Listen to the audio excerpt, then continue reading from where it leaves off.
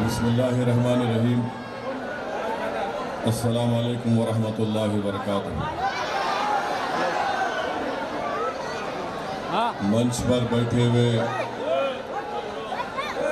मोहतरम जनाब अब्दुल बसीर शेख साहब, जो लिम्बायत के मजलिस इत्तेहादुल मुस्लिमीन के उम्मीदवार हैं,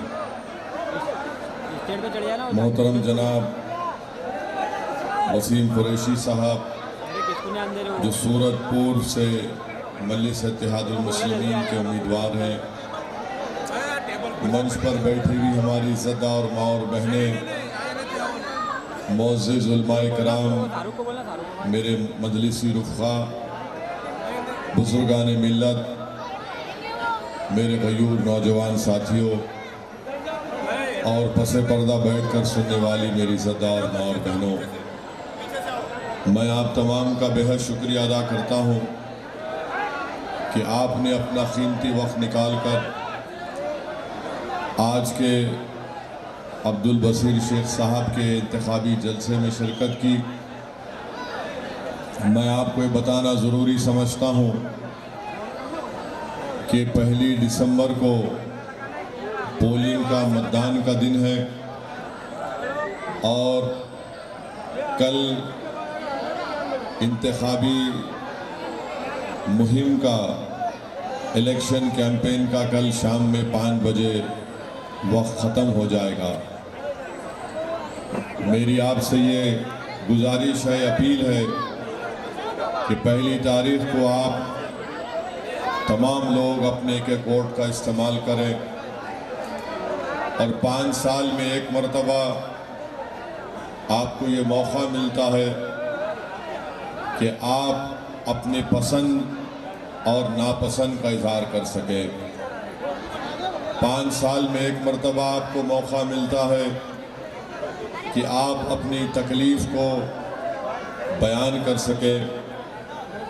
5 साल में भारत की जमहूरियत आपको एक मरतबा मौका देती है कि आप अपने खुशी और गम का इजहार कर सकें।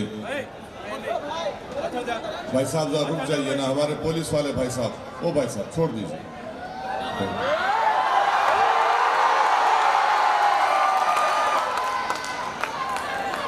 तो अब जो चाहे वहीं रुक जाए, कोई नहीं आएगा, रुक जाइए। कौन है? तो मेरी आपसे गुजारिश है, तो वसीम साहब के हस्ते दिला लो उनको। आइए आइए, चलाइए, इतना देर से जारी है। तो मेरे अजीज दोस्तों और बुजुर्गों, 1 दिसंबर के दिन आपको अपने वोट का इस्तेमाल करना है, अपने पार्टी के दोनों उम्मीदवार को कामयाब करना है। आप जानते हैं कि अब्दुल बसीर शेख को मजलिस ने अपना उम्मीदवार बनाया है और लिम्बायत विधानसभा में आपके बहुत से तकालीफ है, मसाइल है। 10 साल से लिम्बायत विधानसभा से भाजपा के एमएलए बन रहा है और आप जानते हैं कि यहाँ पर कितनी तकालीफ है। 27 साल से भाजपा की सरकार है और डिस्टर्ब्ड एरियाज एक्ट की वजह से कोई घर नहीं खरीद सकता। कलेक्टर साहब किसी अल्पसंख्यक समाज के मुसलमान को घर खरीदने की इजाज़त नहीं देते और डिस्टर्ब्ड एरियाज एक्ट को हटाना है, उसको ख़त्म करना है। मैं आपसे गुजारिश कर रहा हूं कि आप बसीर शेख साहब को कामयाब करिए। इंशाअल्लाह ताला डिस्टर्ब्ड एरियाज एक्ट ख़त्म होगा लिम्बायत से। दूसरी बात यह है कि हर साल में बरसात में साल में 3 मरतबा पानी से भर जाता है। ये भाजपा के एमएलए की तंग नजरी है। उनकी हरसल की बस्ती में बसने वालों से नफरत की खुली निशानी है कि वो यहाँ की जनता को जो पानी और बरसात में डूब जाती है, उनको आपकी तकलीफ को दूर करने से कोई मतलब नहीं है।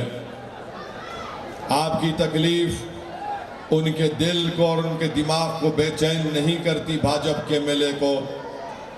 इसीलिए आपके पास एक सुनहरा मौका आया है कि आप मुत्तहदा तौर पर अपने एक वोट का इस्तेमाल अब्दुल बसीर शेख के हक में करिए, ताकि जब आपका एमएलए यहाँ से होगा तो वो पानी को निकालने का इंतज़ाम करेगा, आपकी तकालीफ को कम करने का इंतज़ाम कर सकेगा।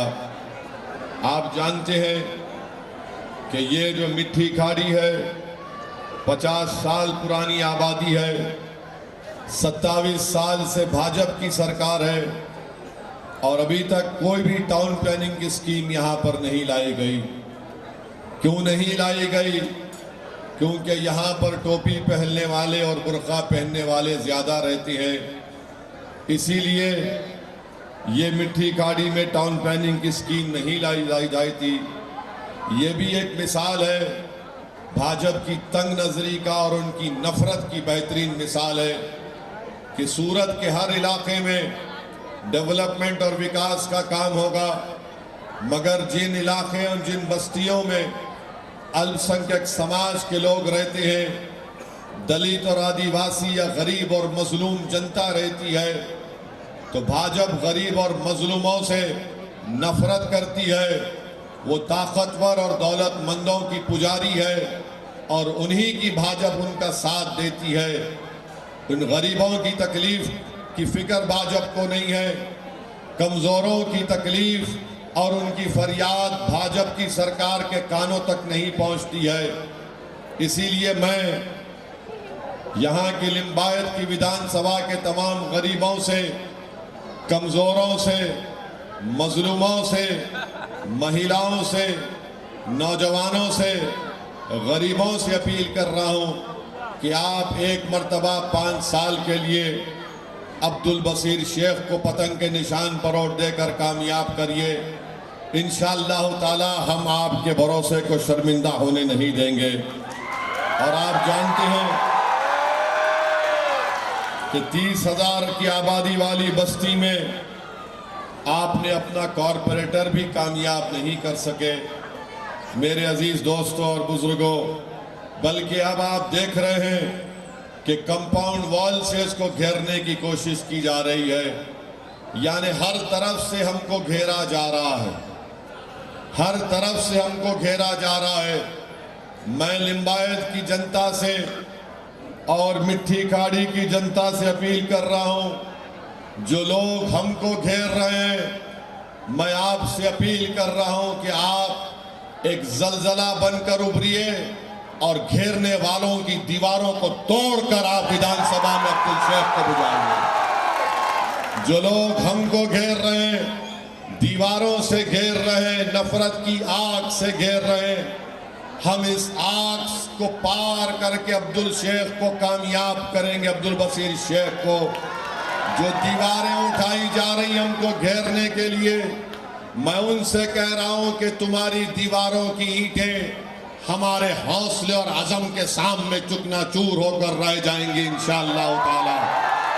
तुम जो नफरत की दीवार उठा रहे हो, हम मोहब्बत से उन तुम्हारी दीवारों को खत्म कर देंगे और यहां से मजलिस के परचम को लहराएंगे। मेरे अजीज दोस्तों और बुजुर्गों, मुझे बताया गया कि 4 दिन पहले सूरत के वेसू कॉलेज में अल्पसंख्यक समाज के मुस्लिम स्टूडेंट्स को मारा गया और पीटा गया। अरे मारने वालों, तुम्हारे पास इतनी ताकत कहां से आ गई मारने की? जिन्होंने वेसू कॉलेज में इन गरीब और कमजोर बच्चों को मारा, मैं उन बच्चों को और उनके माँ बाप से कह रहा हूं, तुम कमजोरों को क्यों मारते? तुम क्यों नहीं चले जाते लद्दाख को, जहां पर चीन हमारी जमीन पर कब्जा करके बैठा है? जाओ वहां पर चीन से 2 हाथ लगा लो, यहां पर क्यों हाथ उठाते हो? अरे तुमको अगर मुकाबला करना है तो जाओ जहां पर डेप्सांग और डेमचाक में चीन घुसकर बैठा है और देश के प्रधानमंत्री नरेंद्र मोदी चीन का नाम लेने से डरते हैं।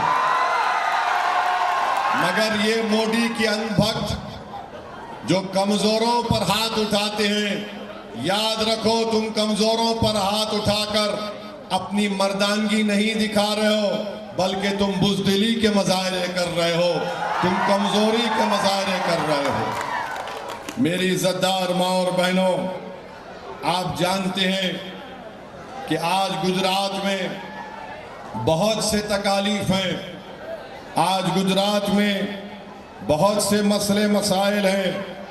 सबसे बड़ा मसला है गुजरात में महंगाई का मसला है। महंगाई आसमानों को छू रही है और ये मोदी के अंधभक्त, इनको महंगाई नजर नहीं आती। पेट्रोल डीजल की कीमतें आसमान को छू रही हैं, मगर आज आप देखते हैं कि नफरत इतनी बढ़ गई कि ये पेट्रोल और डीजल की कीमतों से गरीब की जिंदगी मुतासिर हो चुकी है।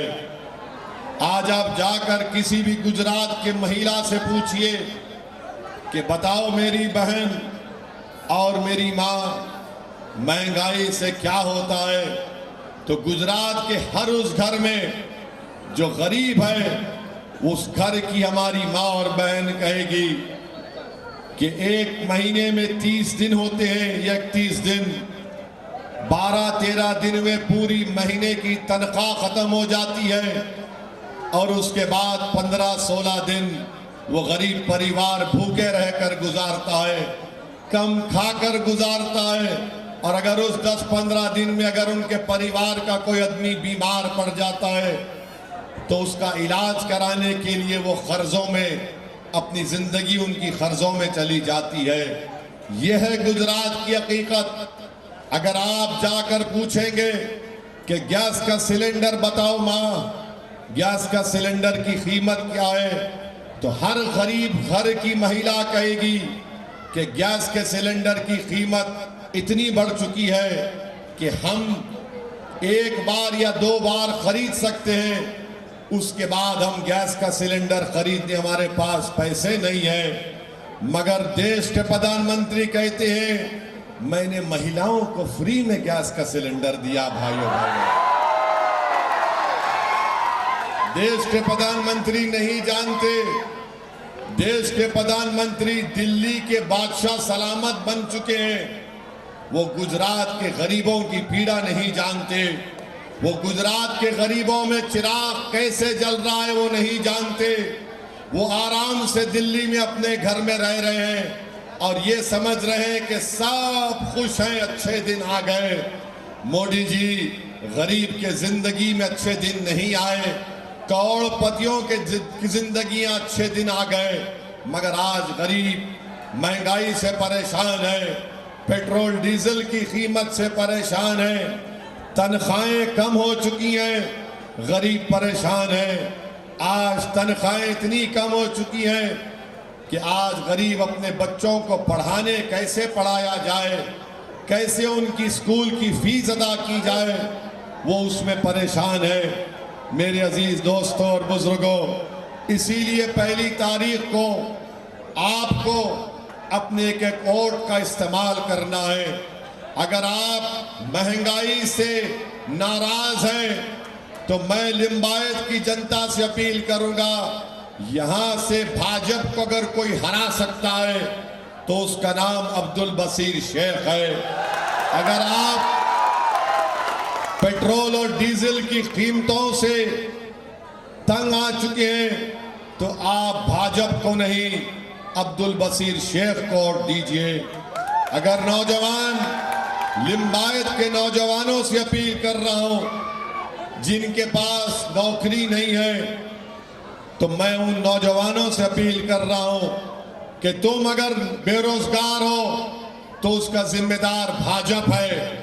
तुम अगर भरी जवानी में तुम्हारे पास कमाने को नौकरी नहीं है, तुम्हारे पास कमाने के लिए नौकरी नहीं है, जिसकी वजह से तुम्हारे घर में गुर्बत के बादल छा रहे हैं, तो नौजवानों, एक मर्तबा अब्दुल बसीर शेख के हक में पतंग के निशान पर बटन दबाओ। तुम्हारे सरों पर जो ये बेरोजगारी के बादल मंडला रहे, अब्दुल बसीर शेख इंशाअल्लाह तुम्हारे साथ कंधे से कंधा मिलाकर खड़े होगा। तुम्हारी बेरोजगारी को और तुम्हारी तकलीफ को गुजरात की विधानसभा में तुम्हारी आवाज गूंजेगी। मैं लिंबायत के और गुजरात के नौजवानों को बताना चाह रहा हूं कि गुजरात में नौजवानों की बेरोजगारी 20% हो चुकी है। 20% गुजरात में नौजवान बेरोजगार है। नौजवानों, तुम असदुद्दीन ओवैसी से अगर नफरत करते हो तो करो, वो तुम्हारी मर्जी है, मगर बताओ तुम्हारी बेरोजगारी मुझसे नफरत करने से खत्म होगी या फिर भाजपा को हराने से खत्म होगी? अगर तुम अपनी बेरोजगारी को खत्म करना चाहते हो तो लिंबायत के नौजवानों से, युवाओं से मेरी अपील है कि अब्दुल बसीर शेख को 5 साल के लिए आपके लिए काम करने के लिए, आपकी खिदमत करने का मौका इनायत फरमाइए। मैं लिंबायत के उन गरीबों से अपील कर रहा हूं जिनके बुजुर्ग अगर बीमार पड़ जाते हैं, वो अस्पताल जाते हैं तो अस्पताल में उनका इतना खर्चा हो जाता है कि जब तक उनका रिश्तेदार या उनकी माँ या उनका पिता या उनका भाई अस्पताल से अच्छा होकर निकलता, वो कर्जों में डूब जाते हैं। मैं उनसे अपील कर रहा हूं कि लिंबायत से आप अब्दुल बसीर शेख को वोट देकर कामयाब करिए। और आप जानते हैं कि गुजरात में देश के प्रधानमंत्री ने नारा लगाया कि उन्होंने गुजरात को बनाया। मैं उन गरीबों की बात कर रहा हूं जब वो गवर्नमेंट के गुजरात सरकार के अस्पताल में जाते हैं तो आपको मालूम कि पूरे गुजरात में सिर्फ 16 सिटी स्कैन की मशीन है और 5 MRI की मशीन है। मोदी जी, आपने गुजरात में सिर्फ 16 सिटी स्कैन और 8 MRI दिए। अरे आप 8 साल से प्रधानमंत्री हैं, होना तो ये चाहिए था कि गुजरात में 16 के बजाय 100 सिटी स्कैन होते और 8 MRI की जगह कम से कम 50 MRI की मशीन होते। मगर देश के प्रधानमंत्री खाली लंबा लंबा फेंकते हैं, फेंकते हैं, फेंकते हैं। अरे आप बताइए, ये मैं नहीं कह रहा हूं, ये मोदी जी के दिल्ली के नीति आयोग और उन्हीं के डिपार्टमेंट की रिपोर्ट कहती है कि गुजरात में 33 में से 20 जिलों में सिटी स्कैन है और गुजरात में 28 जिलों में एक भी MRI की मशीन नहीं है। क्या ये बात सच नहीं है मोदी जी कि गुजरात में पूरे भारत में सबसे ज्यादा एक बीमारी होती है, उसका नाम होता है सिकल सेल एनीमिया, यानी जिस्म में अटैक करता है तो खून की कमी हो जाती। पूरे भारत में सबसे ज्यादा अगर सिकल सेल एनीमिया है तो गुजरात की जनता में है। मोदी जी, आप तो पहले रोजगार नहीं दे रहे, गरीब का खून सूख रहा है, महंगाई से महिला परेशान है, उनका खून सूख रहा है। अब जब गुजरात में ये सिकल सेल एनीमिया की बीमारी है, इसका भी आप कुछ इलाज नहीं करते। मोदी जी, आप कौन से मर्ज का इलाज करेंगे बताइए हमको? आपके पास कौन से मर्ज का इलाज है? तो मोदी जी बोलेंगे मैंने राम मंदिर बना दिया, मैंने 370 हटा दिया, मैंने खुला कर दिया, मैं ये कर दिया, मैं वो कर दिया, आसमान से तारे तोड़ कर लाया। अरे मोदी जी, गरीब को नौकरी नहीं है, वो आसमान के तारों को लेकर क्या करेगा? भाषण देते हैं भाइयों बहनों, पेट भर जाएगा उससे। और भारत के प्रधानमंत्री से हम ये पूछना चाह रहे हैं, अच्छा जो माएं हैं गुजरात की, हमारी बेटियां हैं गुजरात की, जो 8 और 9 महीने अपने और बच्चे को, अपने बेटी को पेट में रखती हैं, उनसे पूछो आप, ये गुजरात सरकार में यह होता है गुजरात में कि 39% जब बच्चे अपनी मां की पेट से पैदा होते तो स्टंटेड पैदा होते, जिनको हिंदी में कहा जाता है अवरुद्ध, स्टंटेड पैदा होते हैं।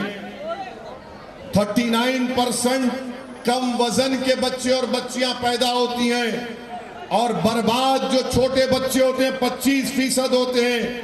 मोदी जी बताओ, ये अवरुद्ध, कम वजन और बर्बाद जो बच्चे पैदा होते हैं क्यों गुजरात में होते हैं?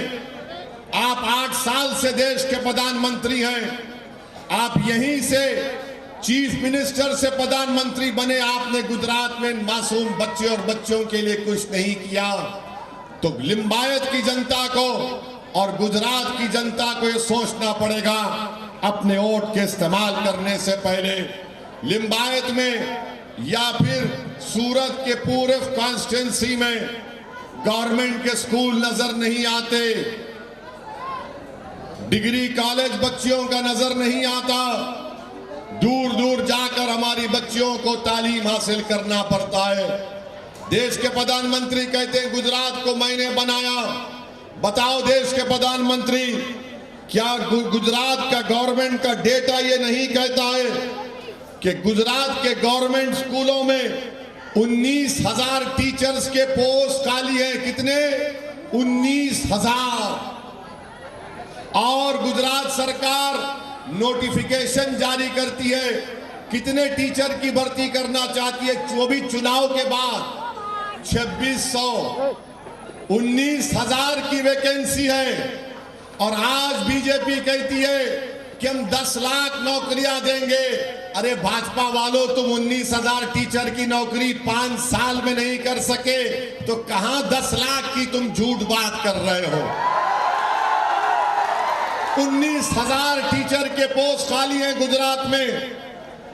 आप बताइए, फिर गुजरात को कहते हैं देश के प्रधानमंत्री कि मैंने गुजरात को बनाया। मेरे अजीज दोस्तों, मेरी इज्जतदार माँ और बहनों, इसीलिए हम आपसे अपील कर रहे हैं कि आप यहां से लिंबायत से अब्दुल बशीर शेख साहब को कामयाब करिए।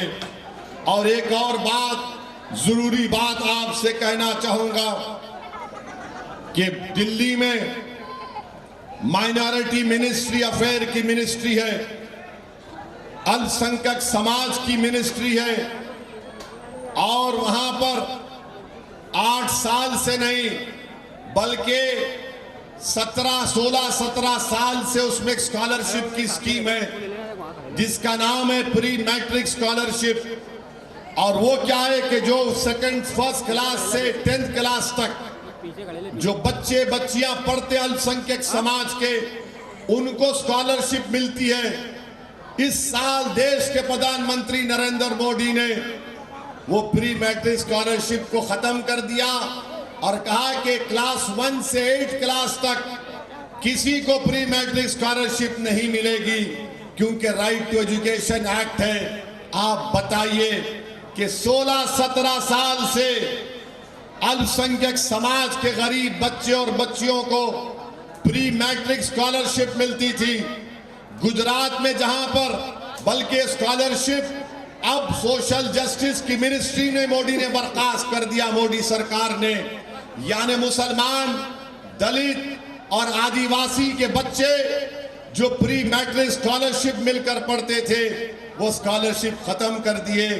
जो गरीब बच्चे हैं, गरीब परिवारों के, क्योंकि आपने भी सुना कि 19,000 के पोस्ट टीचरों के गुजरात में खाली हैं, जहां पर अल्पसंख्यक समाज मुसलमान रहता है, जहां पर दलित रहता है और जहां पर आदिवासी रहते हैं, वहां पर स्कूल नहीं है।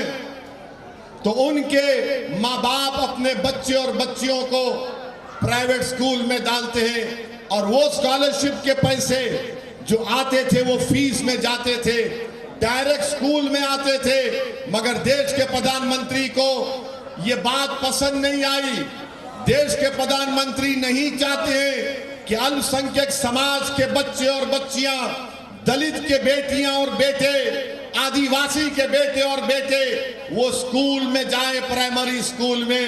वो उनको अनपढ़ रखना चाहते हैं, वो उनको कमजोर रखना चाहते हैं। इसीलिए मैं कह रहा हूं कि देश के प्रधानमंत्री ने, उनकी हुकूमत ने जो प्री मैट्रिक स्कॉलरशिप नहीं देने का फैसला किया है, वो मुसलमान, दलित और आदिवासियों के खिलाफ एक गलत फैसला है।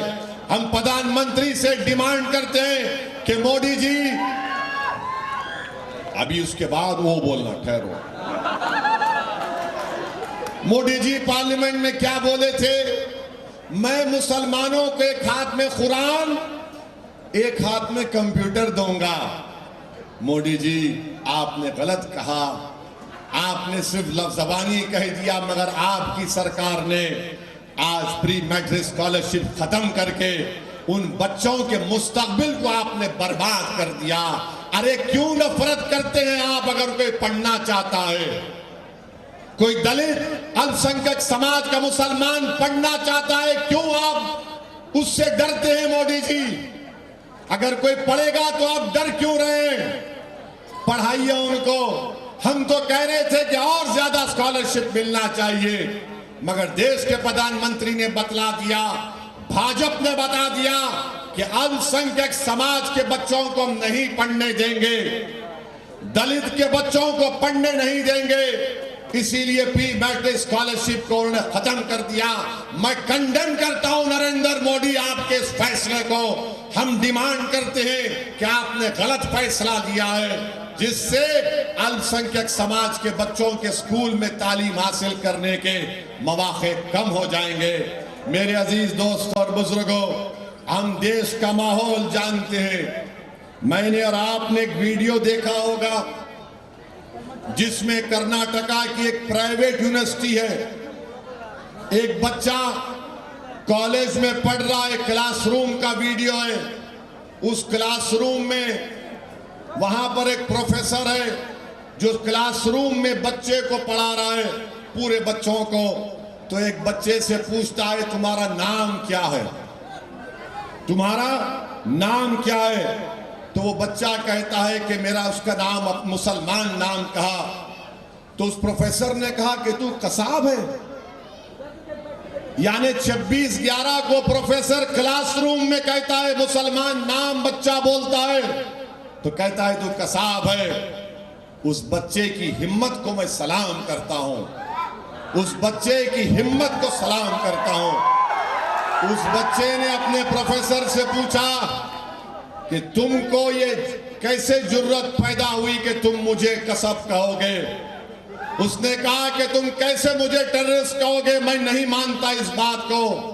तो उस प्रोफेसर ने कहा, वीडियो है देखना, उस प्रोफेसर ने कहा कि नहीं नहीं, तुम मेरे बेटे के जैसे हो। तो उस बच्चे की हिम्मत को सलाम। उस बच्चे ने कहा कि क्या तुम अपने बेटे को टेररिस्ट कहते हो? क्या तुम्हारे घर में बेटा है तो उसको टेररिस्ट, आतंकवादी कहोगे? तो प्रोफेसर ने कहा कि नहीं नहीं, अकेला एक बच्चा है, क्लासरूम में सब दूसरे बच्चे हैं, मगर कोई उठ के खड़ा नहीं हुआ उस बच्चे की ताईद में। बल्कि वीडियो में देखो, उसके बाजू एक बच्चा है, उसका हाथ पकड़ रहा है कि मत पूछ मत बोल। पीछे से कोई उसके कंधे को पकड़ रहा है, मगर उस बच्चे ने जुर्रत का मुजाहिरा किया। उसने परवाह नहीं की कि क्लासरूम में कोई मेरा साथ नहीं दे रहा है। वो प्रोफेसर से कह रहा है कि तुम इस तरह नहीं बोल सकते। यही मिजाज नौजवानों तुमको पैदा करना पड़ेगा। अगर कोई नौजवानों, मेरे नौजवान बेटियों और बेटों, मेरे भाइयों, अगर कोई तुमसे नाइंसाफी की बात करेगा तो उसकी आंख में आंख डालकर कहना कि तुम जो कह रहे हो झूठ कह रहे हो। मुझे भारत के संविधान ने हक दिया है, मुझे अपना हक मिलना चाहिए। वो बच्चे का वीडियो देखो कि कैसी हिम्मत में कोई उसका साथ नहीं देता है, मगर वो बच्चा सच्चाई को बयान कर रहा है। मैं उस बच्चे को सलाम करता हूं, उसके माँ बाप को सलाम करता हूं कि उन्होंने अपनी औलाद को इस तरह तैयार किया कि कोई उसका साथ नहीं दे रहा था, मगर उसने सच्चाई को बयान किया। यही मिजाज नौजवानों तुमको पैदा करना पड़ेगा। नौजवानों याद रखो, अगर तुम खामोश रहोगे तो दुनिया तुमको हमेशा के लिए खामोश कर देगी। इसीलिए किसी शायर ने अच्छा कहा था, ये खामोश मिजाजी तुम्हें जीने नहीं देगी, ये खामोश मिजाजी तुम्हें जीने नहीं देगी। इस दौर में जीना है तो कोहराम मचा दो, कोहराम मचा दो। इस दौर में अगर जीना है तो कोहराम मचा दो। बल्कि मैं तो थोड़ा तोड़ कर कहूंगा, मोदी और आरएसएस के दौर में जीना है तो कोहराम मचा दो, कोहराम मचा दो। खामोश मत बैठो। मैं तुमको पत्थर उठाने की बात नहीं कह रहा हूं, मैं तुमसे कह रहा हूं इत्तेहाद पैदा करो, मजबूती पैदा करो, नाउम्मीदी को दूर करो, हिम्मत और हौसले को बुलंद करो। किसी से डरने की जरूरत नहीं है, किसी माइका लाल से डरने की जरूरत नहीं है।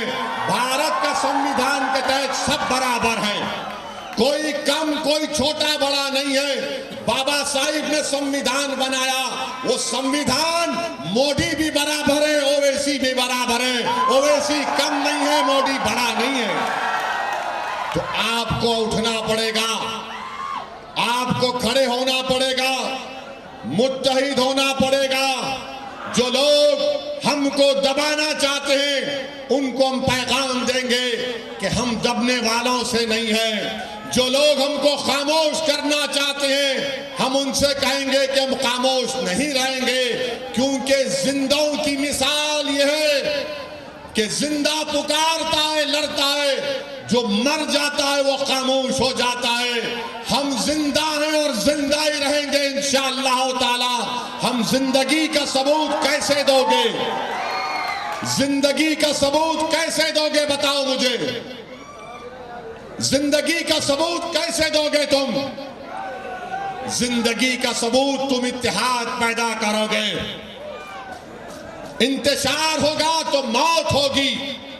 जिंदगी का सबूत इस तरीके से दो लिंबायत की जनता, जिंदगी का सबूत सूरत पूरब की जनता इस तरह दो, जिंदगी का सबूत जमालपुर की जनता इस तरह दो, जिंदगी का सबूत गोधरा की जनता इस तरह दो, जिंदगी का सबूत दरियापुर की जनता इस तरह दो, जिंदगी का सबूत दानी लिमड़ा की जनता इस तरह दो कि जब तुम पोलिंग बूथ को जाओगे तो पतंग को देखोगे तो कहोगे कि मुझे जिंदा रहना है, मेरी जिंदगी का सबूत पतंग है, पतंग है, पतंग है। ये आपको काम करना है पहली तारीख को। तो आप जिंदगी का सबूत देंगे? आप जिंदा हैं या नहीं है बताओ मेरे को। आप जिंदा हैं? आप जिंदगी का सबूत आपको देना है। बता दो इन लोगों को जो समझते हैं कि हमको डराने से हम डर जाएंगे। अरे बातिल से दबने वाले तूफान नहीं है हम, बातिल से दबने वाले तूफान नहीं हम, याद रखो। हम हर तूफान का मुकाबला। अवैसी तुमको बता रहा है कि मैं कोई नेक इंसान नहीं हूं, मगर मैंने जो बुजुर्गों की सोबत में बैठा हूं, उनके पैरों के पास बैठकर मैंने कुछ सीखा है। तो उन्होंने मुझे वे हुनर सिखाया है कि बातिल के तूफानों में हम चिराग जलाते हैं, इनके तूफानों में हम चिराग जलाएंगे। ये अंधेरे को खत्म करेंगे, ये मायूसी को खत्म करेंगे।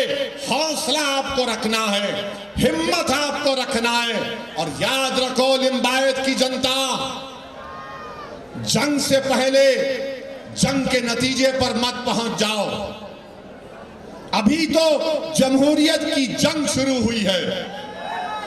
अब यहां से आपको लोग आकर बोलेंगे क्या अब्दुल बसीर शेख जीतेगा, क्या वसीम शेख जीतेगा? तो इन शैतानों से बोलना, इन शैतानों से बोलना, मेहनत करना मेरा काम है, कदम डालना मेरा काम है, चलना मेरा काम है। मुझे अपनी मंजिल मालूम, मगर मंजिल तक लेके जाना वो अल्लाह का काम है, मेरा काम चलना है। तुम सिर्फ चलना शुरू करो, हौसले को बुलंद रखो, कामयाबी तुम्हारे कदम चूमेगी। याद रखो बुजुर्गों, याद रखो मेरी माँ और बहनों, मजलिस जो आज लड़ाई लड़ रही है, अब्दुल बशीर शेख और वसीम कुरैशी और गुजरात में साबिर काबुलीवाला की क़ियादत में जो हम मेहनत कर रहे हैं, वो अपने लिए नहीं कर रहे। ये जो मासूम बच्चे आज बैठे हैं, ताकि ये जब जवान हो जाएंगे उनको वो तकालीफ का सामना ना करना पड़े जो आप और हमने किया। हम ये चाहेंगे कि इनका मुस्तकबिल अच्छा हो, ये तरक्की करें, इनको ताकत से ताकतवर बनाया जाए। ये लड़ाई उनके लिए है। तो आज अगर हम कदम बढ़ाएंगे, आज अगर हम जिंदगी का सबूत देंगे, तो याद रखो, मेरी इस बात को याद रखो कि मैं जिंदा रहूंगा या नहीं रहूंगा वल्लाह को मालूम। अगर रहूंगा तो तुम याद करोगे, नहीं भी रहूंगा तो तुम याद करोगे कि हाँ, एक दीवाना आया था बरसों पहले जिसने हमारे दरमियान में आकर हमारे बच्चों के मुस्तकबिल की बात किया था। हम में से उसकी बात पे यकीन किए, उसकी पार्टी का साथ दिए। देखो आज जो मुसीबत हमने उठाई थी, आज हमारे बच्चों का मुस्तकबिल देखो, वो सीना तान कर अपनी जिंदगी गुजार रहे हैं, भारत की जमहूरियत को मजबूत कर रहे हैं। तो मेरी इज्जतदार माँ और बहनों, मेरे बुजुर्गों, पहली तारीख को आप एक वोट मजलिस के हक में इस्तेमाल करेंगे और पतंग के निशान पर बटन दबाकर अपने इत्तेहाद का, अपनी जिंदगी का, अपने सियासी शऊर का सबूत देंगे। एक बार 5 साल के लिए अब्दुल बशीर शेख को और वाजिद कुरैशी को, साबिर काबुलीवाला को, कौशिका परमार को, लाला को, हमारे गोदरा के मुफ्ती साहब को, जहां कहीं भी मजलिस के उम्मीदवार हैं उनको कामयाब करिए। मेरी माँ और बहनों याद रखो, मेरे बुजुर्गों, मेरी इस अल्फाज को याद रखो कि असदुद्दीन ओवैसी की जज्बाती तकारीर कुछ नहीं कर सकती जब तक आप वोट नहीं डालेंगे मजलिस को, जब तक आप नहीं डालेंगे वोट को। अगर आप मेरी तकरीर सुनने आए हैं तो फिर मैं फिर आऊंगा, फिर सुन लेना, मगर आपको क्या फायदा होगा? आपको फायदा उसी वक्त होगा जब आप मेरी बातों पर गौर करेंगे और पोलिंग बूथ को जाएंगे। ये मत इंतजार करिए कि मेरे घर तक मजलिस के लोग नहीं आए। आप ये समझिए कि हम अपने बच्चों के मुस्तकबिल के लिए वोट डालने जा रहे हैं। हम गुजरात को अच्छा करना चाहते हैं, गुजरात को बेहतरीन प्रदेश बनाना चाहते हैं, हम भारत को मजबूत करना चाहते हैं। इसीलिए 1 दिसंबर के दिन आप अपने घर से निकलिए और अपना एक वोट पतंग के निशान पर बटन दबाइए। और 1 तारीख को लिम्बायत में, लिम्बायत के आसमानों पर क्या नजर आएगा? क्या नजर आएगा? क्या नजर आएगा? आसमानों पर, जमीन पर काली पतंग नजर आएगी ना? या कमल या हाथ तो नजर नहीं आएगा ना? तो हाथ उठाकर बोल दो कि लिम्बायत में और पूरब में काली पतंग, पतंग का नाम होगा। तो पूरे मिलकर कोशिश करिए, एक एक वोट का इस्तेमाल करिए। भाजपा को हराना है, अब्दुल बशीर शेख को कामयाब करना है, लिम्बायत को कामयाब करना है, तो अब्दुल बशीर शेख को कामयाब करना है। बहुत बहुत शुक्रिया। अस्सलाम वालेकुम व रहमतुल्लाहि व बरकातुहू। अब आइए दोस्तों, कांग्रेस माइनॉरिटी पद से इस्तीफा दिए हुए और यहाँ पर बरसों से जो कांग्रेस में थे, असदुद्दीन ओवैसी साहब की गुलपोशी करें। आगे आ जाए।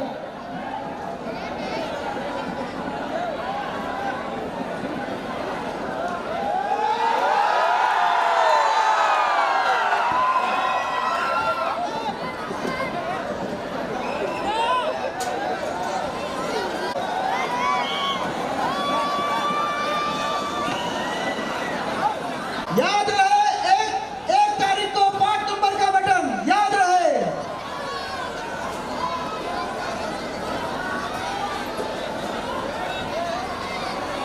हमारे 163 विधानसभा के उम्मीदवार अब्दुल बशीर शेख साहब और आने वाले हम तमाम हैदराबाद के मेहमान और लिंबायत प्रतापनगर जितने भी हमारे 163 के यहाँ पर पब्लिक आई है, हम MIM पार्टी 163 विधानसभा की तरफ से तमाम लोगों का शुक्रिया अदा करते हैं, तमाम लोगों का शुक्रिया अदा करते हैं। आने वाले रैली में आप लोगों का शुक्रिया 163 विधानसभा की तरफ से। आप तमाम लोगों का बहुत बहुत शुक्रिया।